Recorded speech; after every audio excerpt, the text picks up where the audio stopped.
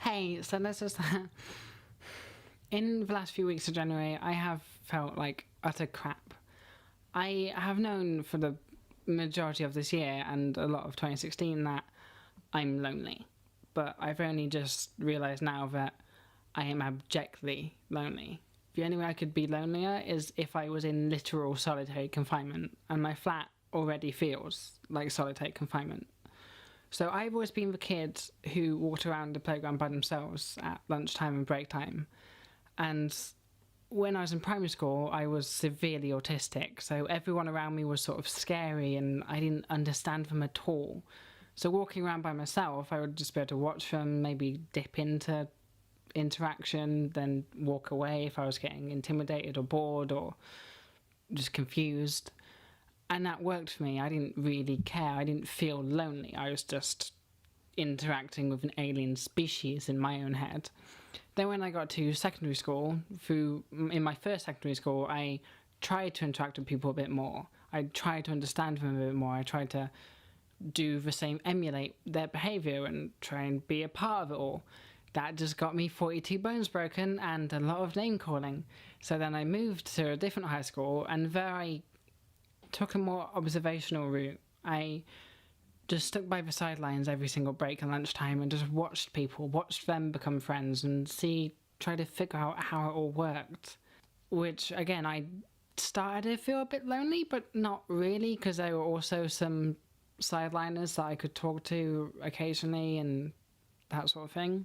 Then in sixth form / college, if that's how you know it, I accepted my loneliness. Like, I started to feel it and just thought, what my life's always been. I guess I'm a lone wolf. And during that time period, like when I became 18, 17, I got really angry. It was like everything that I had ever repressed or not felt just sort of came in on me. And I spent a lot of time listening to Hank Green and Perfect Strangers and going out into fields and just screaming.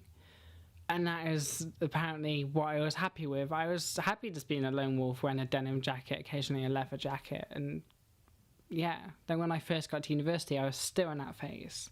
And I tried to go into Camden and be that sort of person and just be lonely and cool. But then when I came out as trans and I actually started to become in tune with my feelings, and I wasn't just repressing who I was anymore and all that stuff, the loneliness started to be felt. In August of 2016, I went on holiday with the high school friends that I kind of had, and it just made me feel lonelier. And just since then, I have just grown lonelier and lonelier, and I don't really know what to do. I don't really know how to make friends. I never learned those basic social skills that you learn in primary school, because I was just by myself all the time. So I need friends.